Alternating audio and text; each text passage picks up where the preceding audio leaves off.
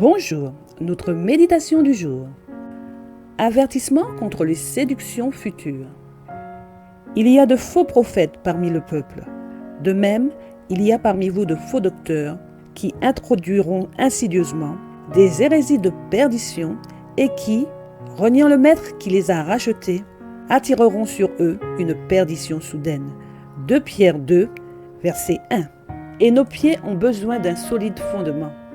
Nous avons besoin de solides piliers de construction. Aucun clou ne doit être détourné de la place à laquelle le Seigneur le destine.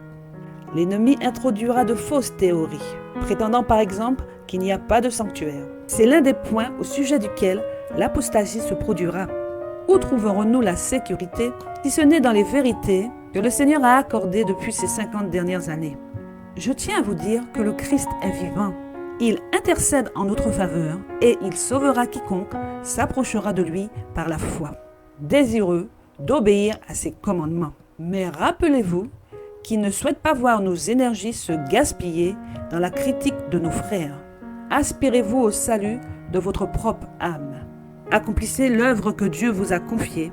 Vous trouverez tant de choses à faire que vous n'aurez plus le temps et l'envie de critiquer qui que ce soit. Utilisez le don de la parole pour aider et bénir. Si vous vous attachez à la mission que Dieu vous a confiée, vous aurez un message à transmettre et vous comprendrez ce que signifie la sanctification par l'Esprit. Ne croyez surtout pas que Satan ne fait rien. Ne pensez pas que son armée demeure passive. Lui et ses acolytes sont à l'œuvre aujourd'hui. Nous devons revêtir toutes les armes de Dieu.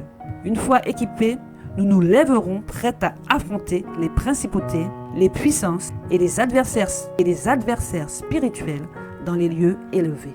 Et si nous nous sommes ainsi revêtus de l'armure céleste, nous constaterons bien vite que les assauts de l'ennemi n'ont aucun pouvoir sur nous. Les anges de Dieu nous entourent en vue de nous protéger.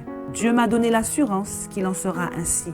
Au nom du Seigneur Dieu d'Israël, je vous invite à vous lever pour aider le Seigneur contre les puissances. Si vous acceptez un tel appel, un puissant appui se tiendra à vos côtés.